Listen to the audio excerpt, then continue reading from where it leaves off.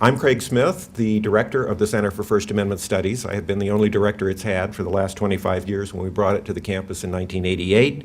I'll be joined today by Dr. Kevin Johnson, who is the research director for the center. What we're going to be talking about today is the constitutionality of same-sex marriage. We are not here to persuade you one way or the other on this issue. What we are here to do is to enlighten you about what the Supreme Court has said on this particular issue and give you some background so that you can reach an educated opinion on your own. On September 17th, 1787, 42 of 52 delegates signed the Constitution, and it was sent out to the states for ratification. That's what we're celebrating today as summer winds down. In the time allotted, I hope to establish a context for the current debate over the constitutionality of same-sex marriage. Since the main roadblock to same-sex marriage has been state laws, I begin with a review of the erosion of states' rights over time, which has allowed for certain courts to rule that same-sex marriage is a natural right that trumps the state's prerogatives. Second, I will briefly examine the rulings that have led up to the current state of affairs. These include the landmark rulings in Loving versus Virginia, Bowers versus Hardwick, Romer versus Evans, and Lawrence v. Texas. While the founders met to revise the Articles of Confederation in the sweltering Philadelphia heat of the summer of 1787, they took the first step in eroding the power of the states. They needed to rein in the states because they had been given too much power under the Articles of Confederation, which had become dysfunctional. The federal government did not have enough power to enforce tax collection, to put down rebellions in the states, to arbitrate disputes over water rights among the states, and to strengthen the armed forces. The situation was so bad that the founders who met in Philadelphia decided to junk the Articles of Confederation and start fresh with a new Constitution. What emerged was a compromise that protected states' rights against the federal government intruding into their internal affairs unless such an intrusion was clearly among the enumerated powers of the Constitution. 3 years after its ratification, the Constitution was amended with a Bill of Rights in December of 1791, and the first 10 amendments to the Constitution that sought to protect the states and their citizens from the federal government by guaranteeing freedom of speech and religion, the right to assemble, the right to bear arms to form a militia, the right to privacy, a fair trial, and so forth. These changes to the Constitution went through the lengthy ratification process during which the founders confirmed that if you didn't like the way the Constitution was operating, you needed to amend it. James Madison, the major author of the Bill of Rights, wrote that the Constitution must be interpreted according to, quote, its true meaning as understood by the nation at the time of its ratification, unquote. 14 years after his presidency, Thomas Jefferson wrote that we ought to return, quote, to the time when the Constitution was adopted, recollect the spirit manifest in the debates, and instead of trying what meaning may be squeezed out of the text or invented against it, conform to the probable one in which it was passed, unquote. Earlier, Madison and Jefferson had written the Virginia and Kentucky resolves, arguing that the states had the right to reject federal laws that they believed were unconstitutional. In this case, the Alien and Sedition Act of 1798. Thus, even after the new Constitution took effect, the states retained an enormous amount of power as Jefferson became president in 1801. But with the debate over the Missouri Compromise in 1820, Madison heard alarm bells in the night over the question of abolishing slavery in the states. Matters came to a head again in 1830 when, in concluding his debate with Senator Hayne, Senator Daniel Webster attacked states' rights with these words, "Let us not become a nation bearing for its motto the miserable interrogatory, 'What is all this worth?' nor those other words of delusion and folly, liberty first and union afterwards, but everywhere, spread all over, in characters of living light, blazing on all of its ample folds as they float over the sea and the land, and in every wind under the whole of the heavens, that other sentiment dear to every American heart, liberty and union, now and forever, one and inseparable." 20 years later, Webster presided over the Compromise of 1850, which again averted a civil war. Texas, which had been admitted to the Union as a slave state, had its borders fixed and its debt paid off. California was admitted to the Union as a free state. The Fugitive Slave Act was put in place to return escaped slaves, and to balance that, the slave trade was forbidden in Washington, D.C. In 1857, the Supreme Court upheld the Fugitive Slave Law in the infamous Dred Scott decision. A year later, when accepting the nomination for U.S. Senator, Abraham Lincoln condemned that decision by paraphrasing Jesus. Lincoln said, "A house divided against itself could not stand, and that a nation could not endure half slave and half free." Lincoln was not selected as a senator that year, but 2 years later, he was elected President of the United States. 7 slave states, remembering his earlier words, seceded from the Union before Lincoln was sworn in as president. A month later, the Civil War began, and Lincoln argued that the states did not have a right to secede. The North's victory in the war, almost 150 years ago, changed the United States from a plural noun to a singular one. It strengthened the Union at the expense of the states. The single most effective blow to states' rights was the passage of the 14th Amendment, which guaranteed equal protection under the law and due process of the law for all of its citizens. Basically, this amendment allowed the Supreme Court over time to incorporate the Bill of Rights into the 14th Amendment's due process and equal protection clauses, thereby subjugating the states to the same rules that the federal government had to follow. This move was generated in no small part by Lincoln's claim at Gettysburg in 1863 that the inalienable rights contained in the Declaration of Independence superseded the Constitution.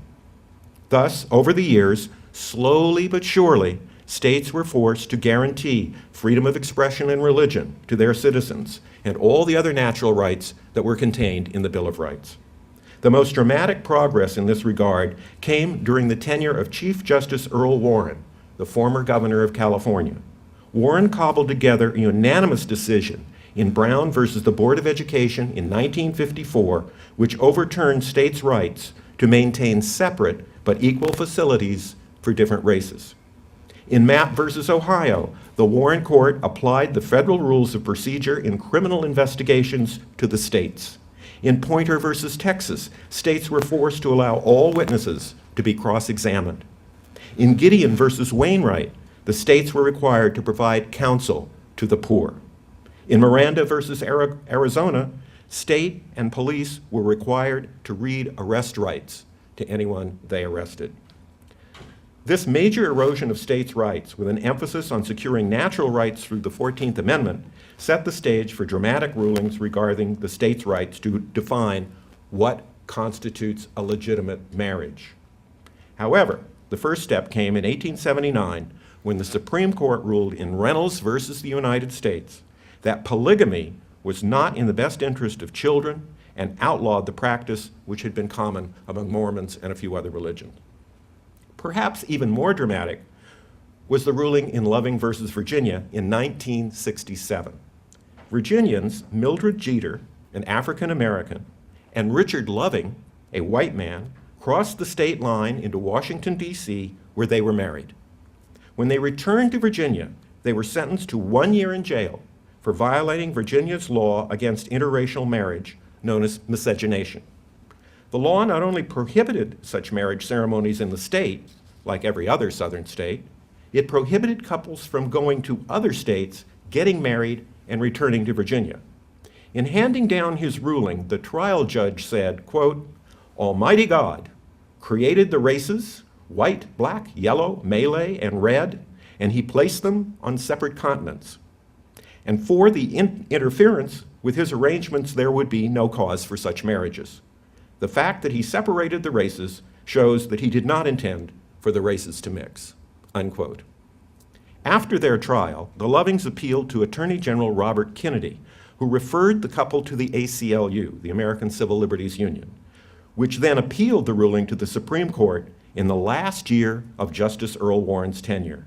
Unanimously, the court ruled in favor of the Lovings and overturned a Supreme Court ruling of 1883 that had upheld a similar law in Alabama.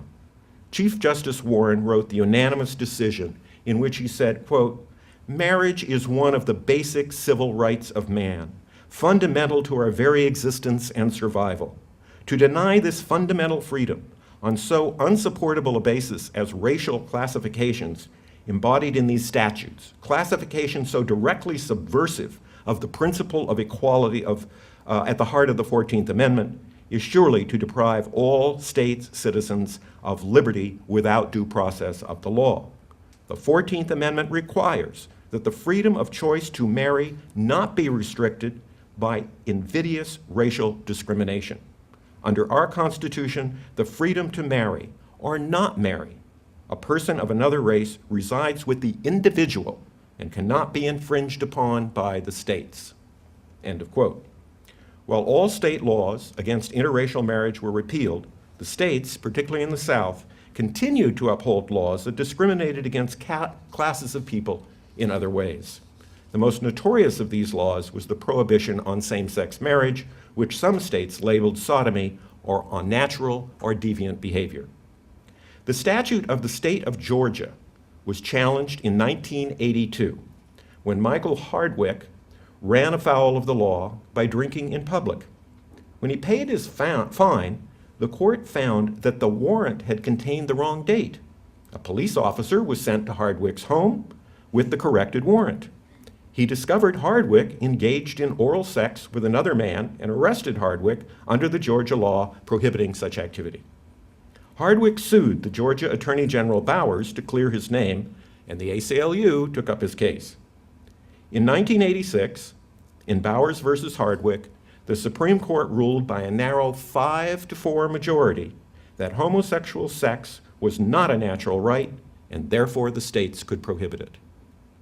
The majority argued that Georgia had a right to codify what the majority of its citizens believed was an immoral act. The dissenters argued that sex between consenting adults was a natural right, and so privacy, in this case, was more important than what the majority had ruled on. It would be years before the argument of the dissenters was accepted. The first move to correct Hardwick came out of Colorado.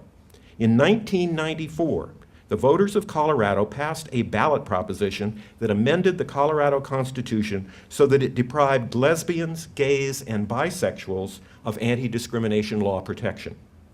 They were no longer to be considered among the classes of people who had endured discrimination by the state. In 1996, in Romer versus Evans, a 6-3 ruling, the Supreme Court overturned the Colorado constitutional amendment, arguing the new law deprived a minority of due process and equal protection under the law. Writing for the majority, Justice Anthony Kennedy, a practicing Catholic, argued that it is not a state interest to discourage homosexuality, and there is no rational basis to do so. In his dissent, Justice Antonin Scalia, also a practicing Catholic, relied on the precedent of in Hardwick. He wrote, "If it is rational to criminalize the conduct, surely it is rational to deny special favor and protection to those with self-avowed tendencies or a desire to engage in that conduct." The stage was set for the repeal of Hardwick. It would come in Lawrence v. Texas, an emancipation proclamation for the LGBT citizens. Texas, which had outlawed sodomy, argued that it had the right to make laws that reflected the majority opinion of its citizens. The fact is that in 1960, every state in the nation had some form of anti-sodomy law. In 1970, a man was denied a driver's license in Connecticut because he was an admitted homosexual. It should be noted, however, that the Texas law was rarely enforced. By the time of the case, only 4 states had statutes singling out homosexual sodomy for criminal punishment. However, the Texas law remained on the books, and a conviction would require those convicted to register as a sex offender. In 1998, John Lawrence, a white 55-year-old man, ran afoul of this law when he invited 2 African Americans to his apartment in a Houston suburb. One guest got jealous when Lawrence flirted with the other guest.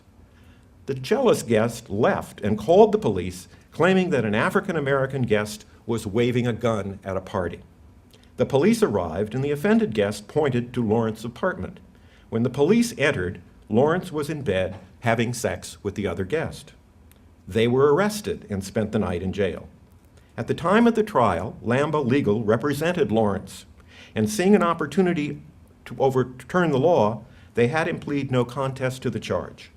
Thus, Lawrence and his guest were found guilty of engaging in deviant behavior and fined $125. Lawrence, with the help of Lambeau Legal, then appealed the fine in criminal court to a 3-judge panel, which overturned the conviction because they believed the law did not extend to the privacy of one's home, and that the Texas law violated the Equal Rights Amendment in the Texas Constitution. However, the en banc full Texas appeals court reinstated the conviction on a 7-2 vote, rejecting the due process and equal protection arguments of Lawrence. He then appealed the ruling to the Texas Court of Criminal Appeals, the highest court in the state. That court refused to take the case up, so it became eligible for appeal to the U.S. Supreme Court, which granted certiorari. Amicus briefs on Lawrence's behalf were filed by the American Bar Association, the American Psychological Society, the American Public Health Association, the Log Cabin Republicans, and many more. Even Republican Senator Alan Simpson wrote an op-ed in the Wall Street Journal supporting Lawrence's appeal. The Supreme Court overturned the conviction, with Justice Kennedy again writing the majority opinion in a 6-3 decision. He rejected the view that a state's majority of citizens could limit the natural rights of the minority of citizens in the state. Quote, when homosexual conduct is made criminal by law of the state, that declaration in and of itself is an invitation to subject homosexual persons to discrimination, unquote. In other words, you can't criminalize behavior simply because you find it distasteful, particularly when the discrimination results in penalizing a particular class of people. Kennedy also concluded that citizens had a presumption of liberty that required the state to establish a compelling interest in order to deprive one of such liberty. The law was unconstitutional because it affected, quote, the most private human conduct, sexual behavior, in the most